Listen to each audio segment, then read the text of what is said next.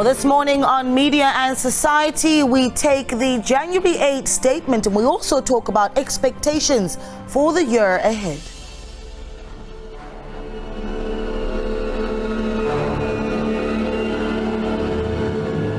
Well, hello and welcome to Media and Society. I am your host, Naledi Molewa, and this is, of course, the show where we take a look at the intersection between the media and society. And, of course, it's not complete without your input. So do feel free to give us a call throughout the next hour on 011-714-0661 or 0662. You can also use Twitter. Use the hashtag SABC Media Society. But today we take a great focus on the January 8 statement and the media.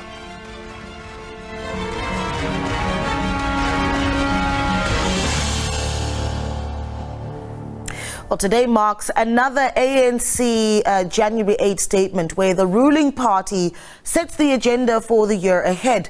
The ANC President Cyril Ramaphosa will deliver his address later today.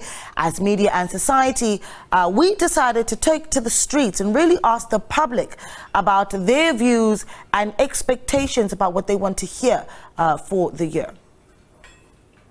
Yeah, we're expecting him to talk about price control. Things are very expensive nowadays in the shops. Like in Jega, grocer, like my basics, they are dearly expensive. People there, I don't know, but like personally, things have changed since 2020, since COVID. We expected things were going to get back to normal, maybe bit by bit, but in fact, things are getting worse. Yes, so we're expecting him to talk about that. And then I saw that they're saying petrol is even going to be increased. That one I think is going to be better because transport was also getting more expensive, and especially for us who are using public transport, who are being affected. I'm expecting him to talk about change. I'm expecting him to not make promises that he can't fulfill. I'm not working, our children are not working. We would like to see change.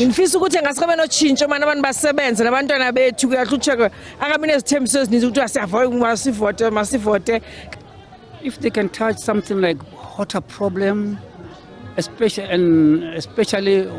people are unemployed. People are starving. It's the most critical things. People, especially homeless there, no water, electricity, those stuff is a problem. Yeah, so I'd like to hear him talk about how he's going to solve our economical crisis, because we've been declining for quite a while now. The rent, it's not rising. So yeah, the cost of living is too high, but the currency, man, is still low. So yeah, we're not going anywhere. Do you think I think it's going to address the issue of load shedding, obviously, because it's now a big problem. Where businesses are closing down and everything. So I wish for him to address the issue and probably maybe come up with a solution or something. Well, joining us in studio today is political analyst Dr. Levi Ndo to reflect on what January 8 means for South Africa.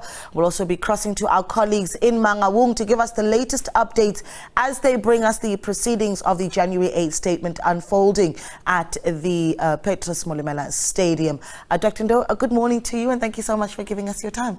Good morning to you. Good morning to the viewers at home. Well, you saw what a lot of the citizens that we spoke to in the streets really had to say about their expectations for the year, what they want to hear the president of the African National Congress say about what the party, as the governing party, does for 2023. A lot of those issues around economics. Surprises there? No surprises at all. These are common issues that are affecting ordinary citizens. The first respondent said we need to look at matters relating to the food prices. In the past, you would get a lot of items with 100 rands, not anymore. And given the opportunity, the president and his ANC has to come up with ways, of course, that would make lives easier for ordinary citizens. Remember, in the January 8 statement, he has to speak to the ANC, talk to the programs of the ANC, but the interest is quite huge. The ordinary citizens wants to know what the ruling party has in plan for them. They want to know whether things are going to change as we move from January to December. What is it that this ANC can bring to ordinary citizens? And that is why they are saying life is unbearable. Through the January 8 statement, the ruling party must say something that can bring hope to us. I want to talk a little bit about the significance of the January 8 statement, though. I mean, in the past, it was something that was called Umkomandlela for the year. This is pre-1994, when the ANC was still very much underground, and a lot of the January 8 statements at that point even shared via radio, via the Freedom radio station that the ANC then had. How has this January 8 statement changed over the past few years? Well, it has to change because the political dynamics have also changed. The ANC is the ruling party. It is in charge of government. And even though the president and his NEC has to focus on the programs of the party, there is a relationship between the programs of the party at policy level and that of government. And that is why people would say, we want to hear the president of the ANC saying something different today. Some of the people that have been responding are not necessarily, or they might not necessarily be members of the ANC, but they want to know what the ANC has for them. So what you would then expect is that with this one that is coming today, it is coming after the ANC in the past 3 months or so had a policy conference. So it is the time for the NEC to say, these are the policies that we've actually agreed upon. This is the program of action that we're actually going to develop going forward. And of course, they would expect the president to look at the challenges that they face on a daily basis and provide a program on how they're actually going to deal with such. But there's a lot of work involved there, certainly, because you're talking about an ANC that financially has a lot to deal with. And then it's going into 2023, preparing for 2024, where it has to go and make sure that it's election ready. It's a huge job, but equally, you need to focus on what the SG said. The SG said, in the current NEC, they are not going to allow any form of people who will be sleeping at the job. They'll want to ensure that people have to do their work diligently and respond to the needs of the society. Now, here is the catch. The president must appoint people that are going to respond positively to the policies that have been adopted by the ANC. You remember that there are a lot of people who would say that the ANC has no challenges with policies. The challenge is with the implementation. So you need the minister who's given the responsibility to deal with economic issues to go out and say, what are the issues that are facing society? How best could I make a difference when I'm the minister of government? Bring a very strong team that must ensure that the policies that have been agreed upon are actually being implemented. Now, the ANC at the policy conference and now at conference said, we're going to defend cadre deployment.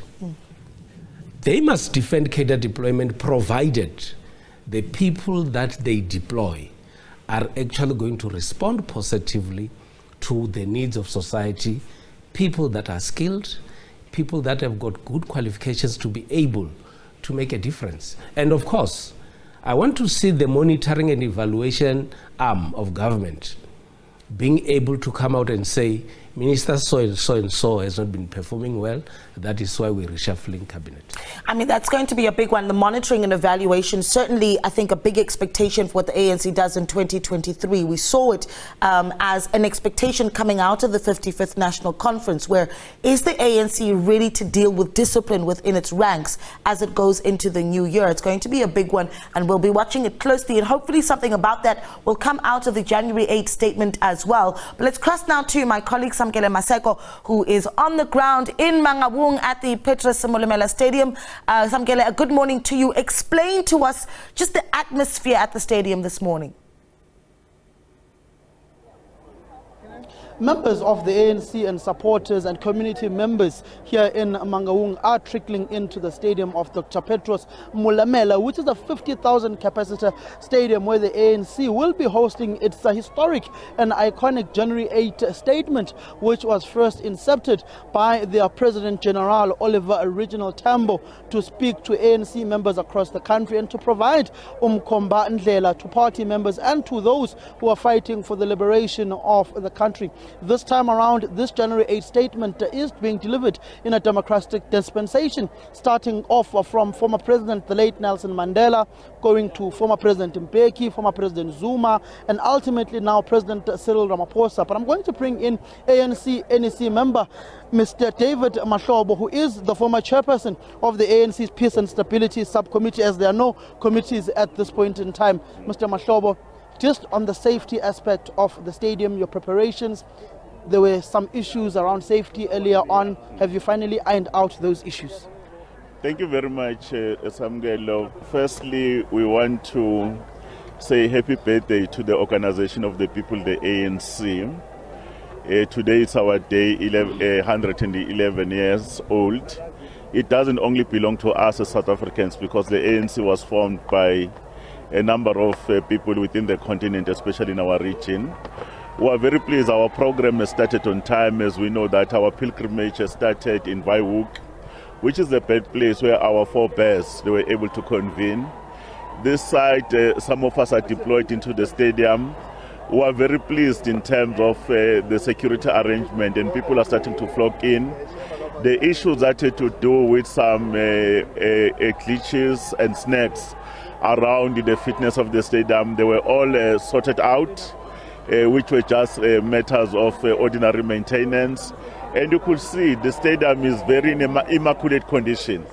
You could see that if they can attend to issues of operation and maintenance, and the engineers have satisfied everything, and people are starting to come in, and the weather also looks very good, and we are looking forward to His Excellency Comrade President Cyril Ramaphosa delivering the statement of the ANC at this critical juncture in our country and the world.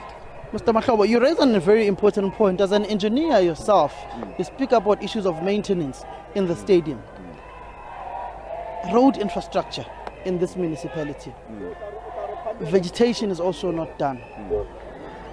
Respectfully, I'll say to you, this city is an embarrassment and an indictment on the ANC, especially knowing that 111 years ago you were formed here in Mangaung.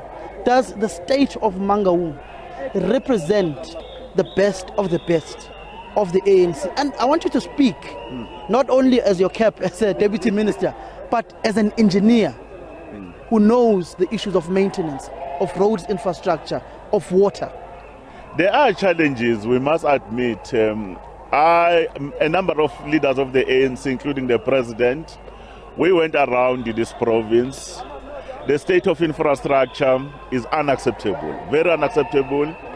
And you look at the issues of road maintenance, the issues of stormwater management, sewer running into the street, the refuse has not been collected.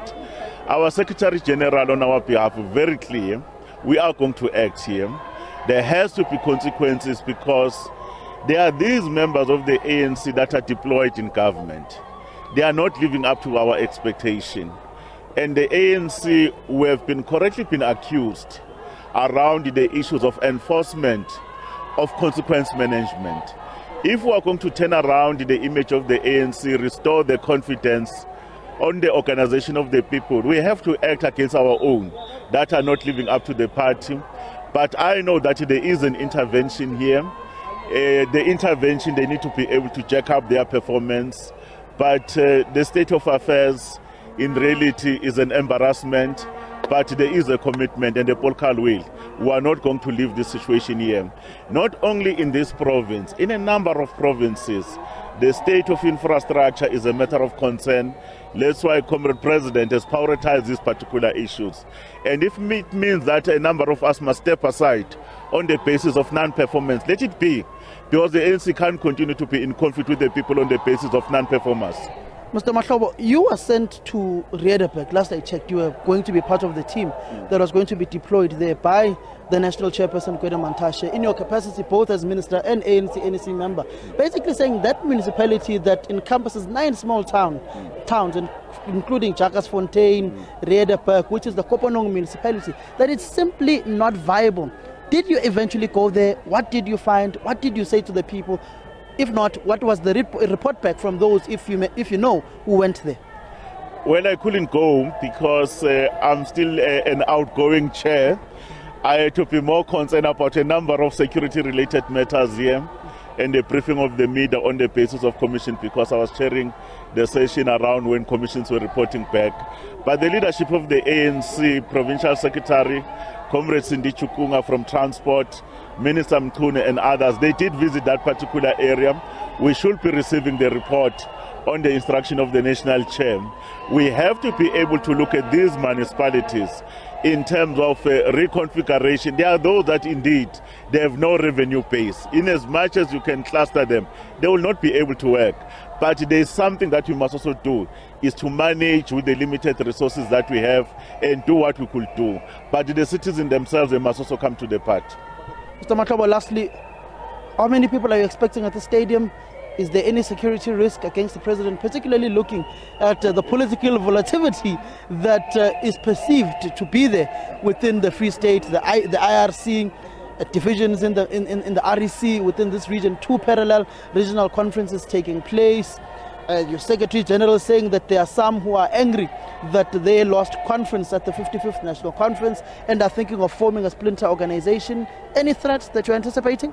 The president of the ANC has been given a resounding mandate by the branches of the ANC from all over the country. That's why you could see that when he became our president for this second term, and even when he was going around the province, it was well received. No incident that have been reported. And from a security point of view, the leadership of those working in the security cluster led by Comrade Peggy Cele were very content as the ANC team that everything is going to go well and it's going to be well received. And the other issues of discontent in the province, we met with everybody that was concerned yesterday. There is a task team that the SG has put in place. I'm part of that task team. We should be able to come back and we'll have resolved and make certain decisions about certain issues that happened in the organization within the next 2 weeks here. Thank you very much, Mr. Mahlobo. I'm just going to ask you, as you leave, can you please just call for Mr. Paseka Nompondo for us, the Provincial Secretary, please, Mr. Mahlobo. That is Mr. Mahlobo, who is the ANC's former chairperson of the Peace and Stability Committee within the African National Congress. ANC members have started trickling in here at the Dr. Petros Mulamela Stadium, which is a 50,000 capacity stadium. I'm now just going to try and bring in Mr. Paseka Nompondo, who is the Provincial Secretary of the ANC here in the province of the Free State Province. Mr. Nompondo, preparations are afoot for you to have this rally. Issues of service delivery, issues of the mayor have been raised in the specific municipality. Your Secretary General, very clear that there's going to be changes by the end of the week, that's starting tomorrow. Just the words from the IPC on the state of the municipalities, the state of the province across the board. Thank you very much, Samkelo, and indeed it's true. We're looking at those matters that the Secretary General has raised in the province, especially in relation to Mangaung municipality. Those are the matters that the organization is dealing with. On issues, you were in Jagersfontein, you were in Kopanong municipality, Riedersburg, Jagersfontein. You were tasked by the ANC to go to that municipality. Your national chair says that municipality is simply not viable. What are some of the issues that came across when you engaged with that community during the course of the week? Well, there are issues of water in the area. People have not been paying Bloom Water. So there's a lot of debts that our people are owing to Bloom Water. But we're dealing with those matters together with the Minister of Water and Sanitation, Comrade Senzo Mchunu. Bloom Water is actually is providing about 30% of water now. But we are looking at those matters. And indeed, the Minister of Water will go in that area tomorrow and attend those matters. On preparations and logistical issues coming to this rally here today, How many members are you expecting? How many buses have you dispatched out to your various branches, regions, in order to ferry people to come to the stadium? What are your numbers going to look like at the end of the day when it comes to the stadium? No, we're looking at about 20,000 people. And there are a lot of buses that have gone out in various regions, and taxis, and people will be moving and coming direct from the surrounding area here. So people are coming in great numbers. Outside, there are a lot of people as we speak now waiting to come into the stadium. My last question to you on service delivery. The Free State has been said by many of your leaders to say at this state in time, the state of infrastructure in the province, the state of service delivery is quite embarrassing and is an indictment on the ANC. What is your plan going forward beyond just looking at the preparations towards your provincial conference, but the basic issues, the basic services that the people need? What are the plans afoot to make sure that they are given their deserved goods of service delivery? We will intervene in areas where some of our deployees have not been doing well, both in the administration and at the political level. We will assess our own deployees, but more importantly, we want to indicate that deployees of the ANC who are not really on top of issues, they should really step aside, and then so that we up our game. Yes. Thank you very much, Mr. Paseka Nompondo. That is Mr. Paseka Nompondo essentially saying that they will be taking action against their own deployees whom are failing to provide basic services to the people. Classic case being the mayor of this metro municipality, Siozama, who is the current mayor of this municipality. They are saying they'll be making changes within 5 days. One wonders if they have made those changes in the Troika, will they eventually be service delivery to the people of Mangaung? Yeah, Samkele, thank you so much for that. And certainly the issue of step aside having been a very big one. That's our reporter, Samkele Maseko. They're coming to us live from the Petrus Molemela Stadium. We're going to continue really analyzing what's coming out of the January 8th statement with Dr. Levi Ndo right here in studio on Media and Society. And we're taking your calls as well on what you think are going to be the big political stories for 2023. Give us a call on 011-714-0661. We're back in a moment.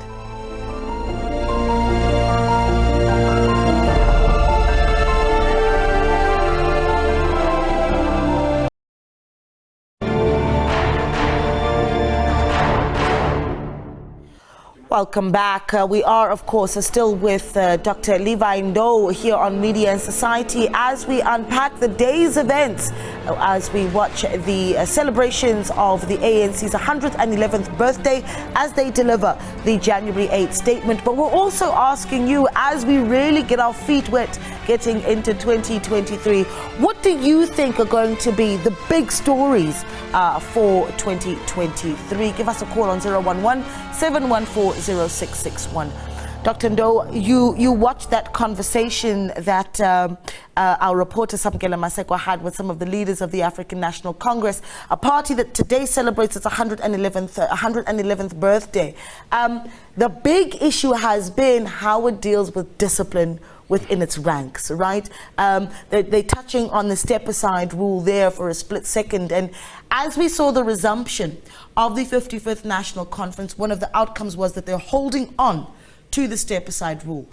Do you have confidence that they'll execute it successfully? When I listened to the SG, few hours after being elected, he spoke about discipline, and he spoke about people who are sleeping on the job. And both Mahlobo and Paseka are actually saying that they are going to act on their deployees who are actually not doing the work.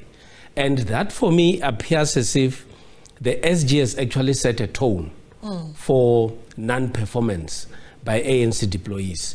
And what we need to wait for is as to whether that is actually going to bear results and whether it's actually going to be implemented. But at the heart of the challenges that the ANC faces are issues of discipline.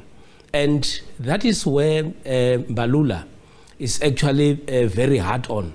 He has actually said in his own words, the center must hold. You don't just. I was surprised when I saw Samkelo sending Mr. Mahlobo to call someone to talk to him, because he initially said that ANC members will not just talk to the media anymore, because he would love the ANC to send a coherent message to the public. But those are the issues that the SG, in my view, has to sit down and manage. But what you need in a party is coherency. You need members of the party to be disciplined and toe the party line. That is why we have this message today.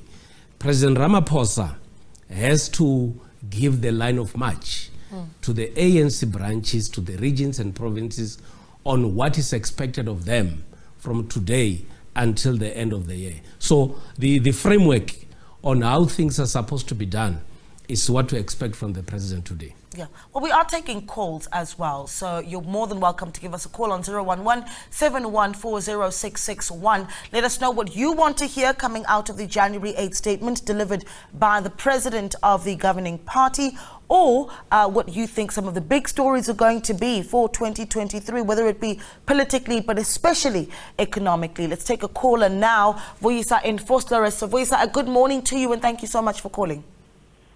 Good morning, Sister Lady. Yes, my comment is a general one, just on the media.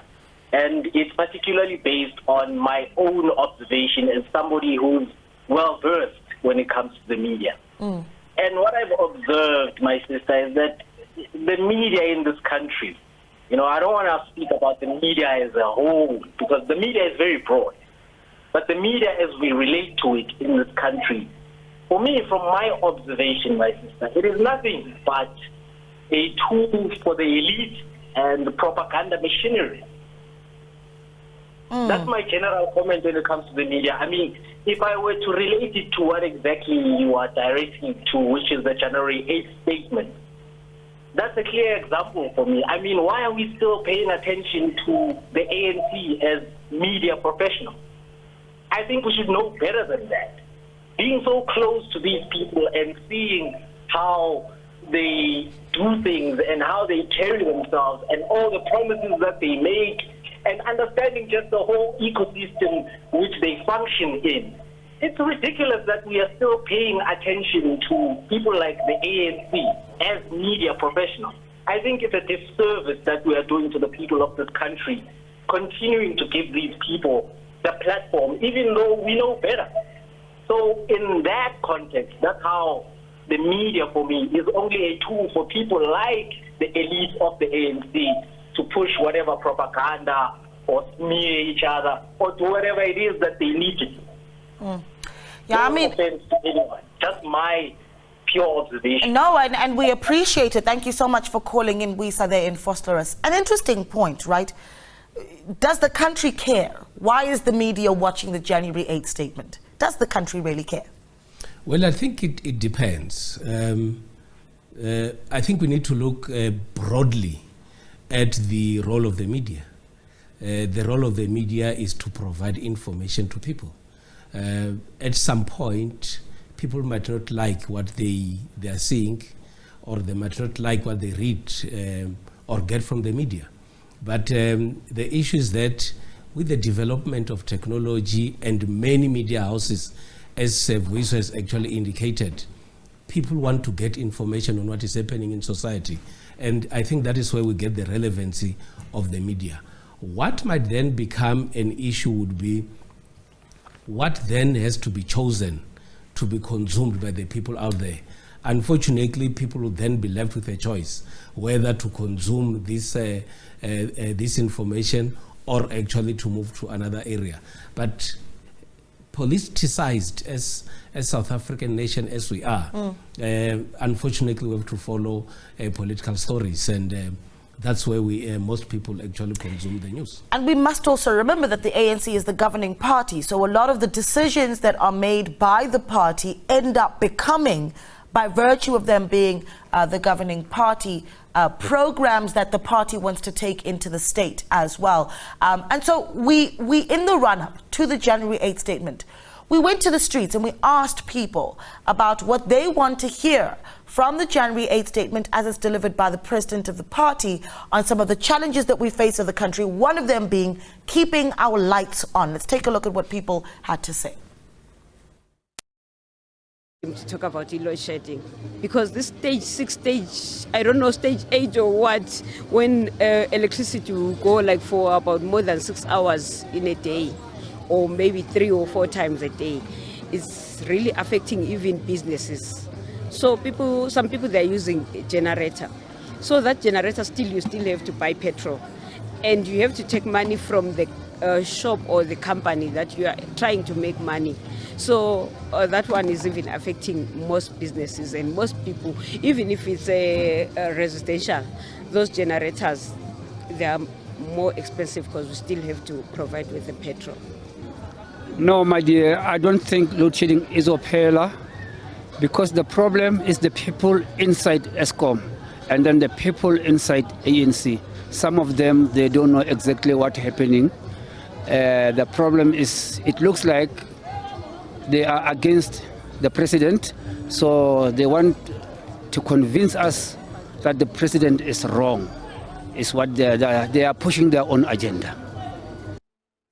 Yeah, that's a big frustrating issue for South Africans, the issue of keeping the lights on. And I think I want to talk a little bit about whether or not South Africans think that there's going to be any real expectation that the president of the ANC today, as he delivers this January 8th statement, is really going to be speaking about a solution to keeping our lights on, keeping the businesses that are affected by load shedding running as well. And also there's the issue of whether or not load shedding and what's actually happening with ESCOM is communicated well to South Africans. There are a lot of discussions surrounding load shedding and ESCOM in South Africa. And of course, a lot of people are frustrated. A few days ago, I just got a new information that when you keep food in the fridge, there is a possibility of food poisoning because of the changes in the temperature. And it means that that's kids, frightening. Yeah, it's quite frightening because kids in the families are quite vulnerable to that. Now, the manner in which we're receiving messages surrounding load shedding and ESCOM, to a certain extent, is confusing. You get the message from ESCOM, you get the message from the Energy Department, you get the message from the SOE's department, and everybody else is talking. My view is that there should be the most simplest way to communicate the situation that we're facing in South Africa, and also to be able to communicate time plans that are there. A lot of people don't know whether load shedding is going to end next week, whether it's going to end in July or at the end of the year. So you need the ANC, which is the ruling party, to be able to come openly to the people and say, this is the situation that we're facing.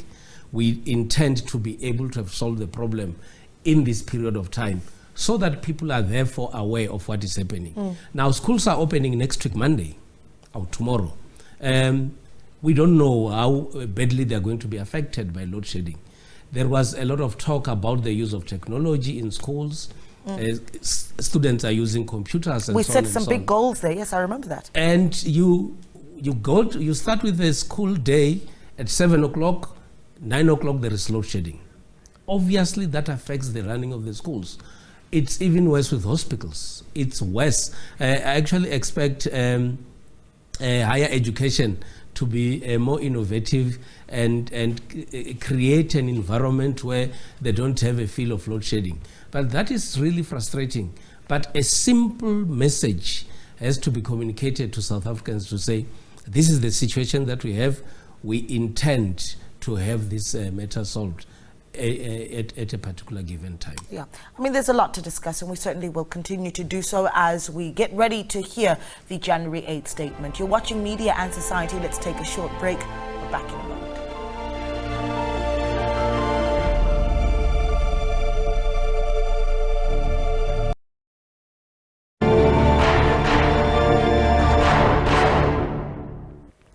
Welcome back. You are watching Media and Society with myself, Naledi Moleo, right here on SABC News. And we continue our discussion with Dr. Levi Ndo, political analyst, as we unpack the day's events as we get closer and closer to the president of the governing party, the ANC, as he gets ready to deliver the January 8th statement in the 111th birthday celebrations of the party.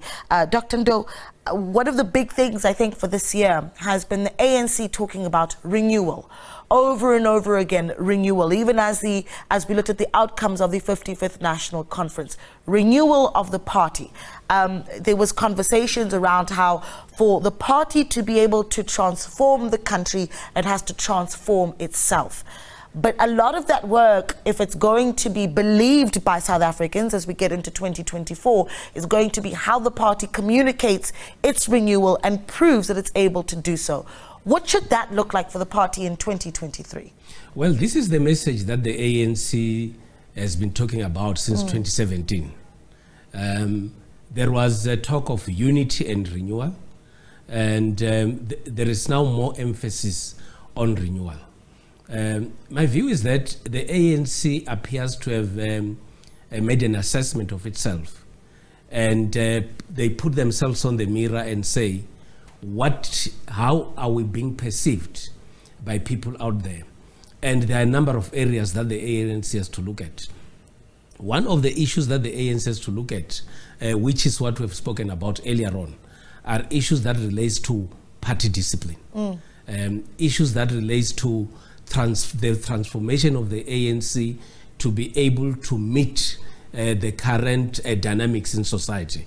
The ANC conference had to be postponed because there were challenges with registration, and some of the time was consumed because of registration. You don't expect such to happen with the ruling party, because it sends a very negative message to ordinary people there to say, if you can't manage a simple issue of registering 4,000 people, how then are you saying you will be able to manage 50 plus million people in South Africa? The ANC has to, whether they like it or not, the ANC has to develop better strategies on matters relating to deployment. Not only at local government, even at provincial and national government. Deploy people that are going to make a difference to ordinary South Africans. There is an abundance of talent in South Africa, and I think the ANC should start looking even outside the party. If you want to make a difference and there is nothing within your ranks, there is nothing wrong in going outside the party and say, we need to get your skills. But what I would also expect from the ANC is to see them reviving the SOEs in South Africa. And if they don't do that, the ANC should equally say goodbye to power, because you have got these SOEs that are the veins of our economy, that are the veins of service delivery. And unfortunately, the SOEs appears to be falling down on a regular basis. And that is where the ANC, in my view, has to ensure that they put all the relevant resources that will be able to resuscitate SOEs and they actually perform as expected. I mean, there's something to be said about the fact that you're looking at a party that we've seen talk about the renewal that you're talking about as well. But there are other parties that are watching this January 8th statement very closely as well, because they're also preparing themselves for 2024. Tell me what you think is going on in the minds of some of the big players, right? The Democratic Alliance, the Economic Freedom Fighters, some of them that have even seen some growth in 2021 in the local government elections, the likes of Freedom Front Plus, for instance, as they watch this January 8th statement and the trajectory of the party. Well, the ANC would also be using this one as the launch for 2024 elections. And of course, it will be naive of the opposition parties not to watch with interest what the ANC is doing, because they must actually be able to identify all the areas in which they must wear their holes, so that they should be able to take advantage of such holes. The ANC, because it claims to be the People's Party, It has to do its things in the open. And that is why all the policies of the ANC are known. We know the plans of the ANC. And it is time now for the opposition to say, where can we take advantage of the weaknesses of the ANC? And it's going to be quite interesting because in the next few weeks, the possibilities that we're going to see other political parties directly or indirectly trying to come or responding to what the president is actually going to say today. So this is the launch of the political life in South Africa, because that is what the ANC started today. Can we talk a little bit about how these different political parties, though, use the media to gain leverage over each other? I mean, what we've seen with the Democratic Alliance certainly has been these very polished, almost bulletin-looking like press conferences. The EFF certainly having known how to grab the attention of the media when it does have a press conference. And what wonders if the ANC has also perfected its communication messaging to be able to surpass what is done by its competition.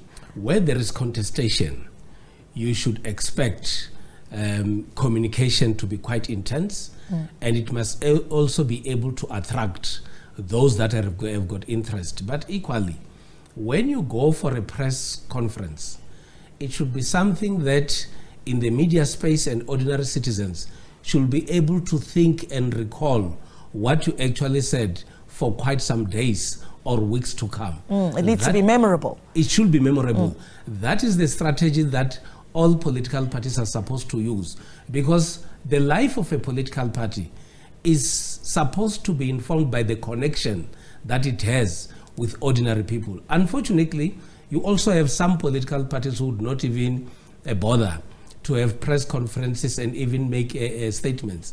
But different political parties now have actually gone beyond press briefings. What they would do is that they would use social media platforms in order to communicate with their followers. It might not go to other constituencies that they think it should actually reach, but it also makes a difference that on a Twitter account of an organization, this party is quite very active, and members of this political party would constantly be communicating with the people out there. And that is exactly what you need. But also, political parties should also be seen to be responsive to issues that are actually happening in society on a regular basis. You don't have to look for leaders of political parties when you have challenges. And that is why, with the establishment of branches and to a certain extent local government, it was intended to ensure that your leaders are close by, so that whenever you have got challenge, you know that they will always be available. So you need a political party that is alive. You need politicians that are alive, that are grounded in the communities, that understand the environment in which they are actually found. And that makes political parties to be relevant. I want to sit a little bit and talk about just the makeup of the leadership of this tenure of the African National Congress. And we touched on the SG, for instance, and now we're looking at images of the chairperson of the party as well. Certainly characters that have been able to be quite, I suppose, colorful where media, particularly social media, is concerned. The likes of the SG, very good at that sort of thing, at getting the attention of people. I mean, what are you expecting from the new SG of the party going into 2023, and how he maneuvers his communication of what the party does? Well, what I've observed with the new SG of the ANC, firstly, is the energy. Mbalula is quite an energetic individual, and fortunately, it did not only start today. He has been an energetic Secretary General of the Youth League, a very energetic president of the ANC Youth League. You will also know in the different state departments that he would actually be given a responsibility. He would always try his best to go out, communicate with the people, and you always make sure that you feel his presence. But what actually made a mark for me is that immediately after being elected as the SG, he started to stamp his authority. And I got a sense that this is an individual who appears to have been quite ready for this position. He actually waited for the time to come. And I think the time came now that we're going to see someone who is going to be very active, very interactive with the media and other alliance partners within the ANC. But also, you also need the Secretary General who has to ensure that, in his own words, Mbalula, he is the doorkeeper, he is the security. He must be able to protect his party, even from within, so that people toe the party line and do things in the interest of the party and only outlined by party framework and principles. I think one of the interesting things that came out of the 55th National Conference certainly was where in the run-up to it, you saw a lot of social media hype around what one calls the RET forces of the party, and a very different outcome when we actually got to the conference. But a very loud voice for RET forces on social media where public communication is concerned. Are you expecting that to stay a big theme for 2023 within the party? Well, one has actually acknowledged the activity, the zeal that we saw from the RET forces. Factional, the ANC ACTs, you expect the energy, the concentration and the force that the RET has to do that whilst they're building the party. You don't expect that energy only when you're contesting against each other. You expect that energy even beyond a conference. So if you're talking about party cohesion, party renewal, you need all members of the ANC to come together and say, we have gone out of conference. How best can we utilize the energy and the resources that we had towards conference in building the party cohesion and party renewal? Dr. Ndo, I'm running out of time, but just as we get to the last leg of the show, I think we were hoping to get more of our reporters from the Petrus Molemela Stadium, and we certainly will bring them to you throughout the remainder of the day. But I want to talk a little bit about the big themes that the ANC needs to be covering this year. We've talked economics, we've talked some of the issues around discipline that the party needs to deal with as well. But there are the global issues, for instance. The ANC having been put in a very difficult position, I think, in 2022, where it needs to communicate not just to the global community, but also to South Africans on its approach in dealing with the shifting geopolitical situation, right?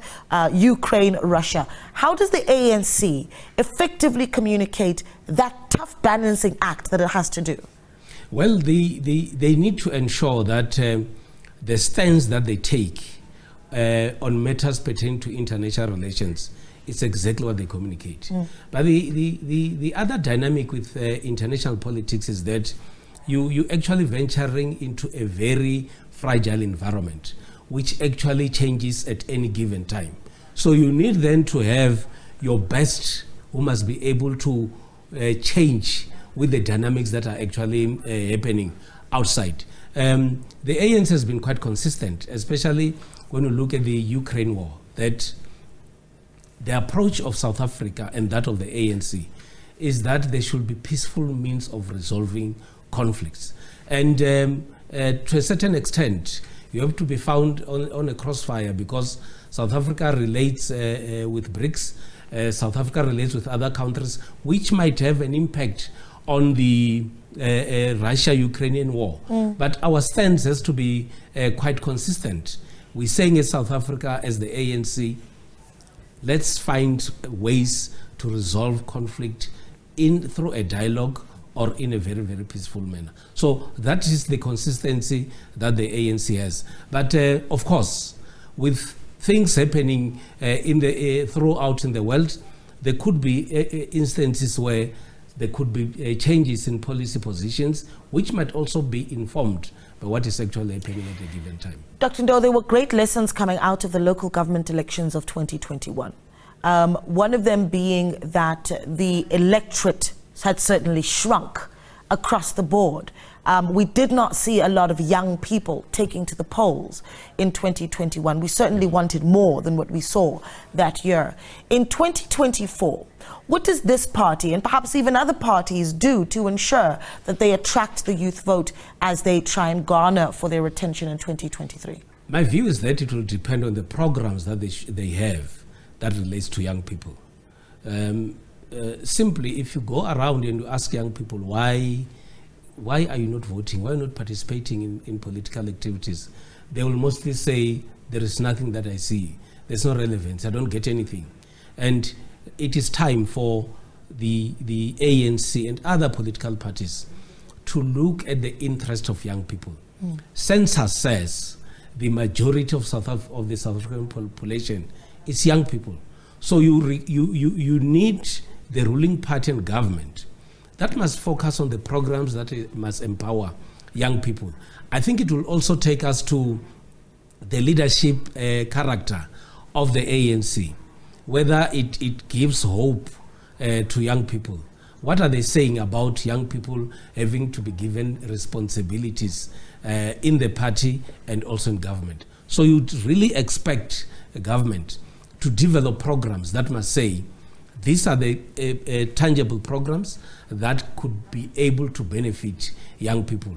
One of the issues that Ramaphosa should actually be talking about today are issues that relates to young people and how we could bring hope to these people to be able to participate in the political activities. I think this is a final one. One of the things that we've seen over the past few years has certainly been political stability in the country, influencing also how the international investment community views us, right? Rating agencies and such.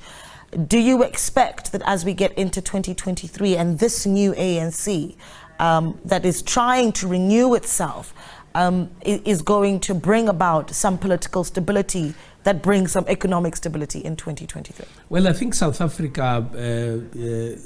government through the ANC has actually done well in terms of ensuring that there is peace and stability in the region.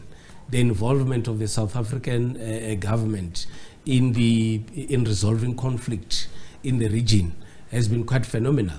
And most countries in the neighboring states would say, when they've got challenges, they'll say, we need the intervention of South Africa. We need South Africa to come in and do something about our situation. My expectation is that South Africa, we should carry on with that responsibility. Who else could do that? If they're actually calling for assistance and we're able to provide, I think that is where South Africa is to come in, take advantage of the situation and make a difference in the region. Yeah, always a pleasure having your energetic insights on SABC News, Dr. Levi Ndou. Thank you so much for giving us your time. Thank you so much. Dr. Ndou, of course, is a political analyst, and that's where we wrap up Media and Society. Thank you so much for joining us. And remember, we're always keen on hearing your thoughts on topics that you think we should be looking at as we keep media accountable to you. So get onto Twitter and use hashtag SABC Media Society. Do stay with SABC News, though, as we bring you the events coming out of the Petrus Molemela Stadium, where the ANC celebrates its 111th birthday. Enjoy your Sunday.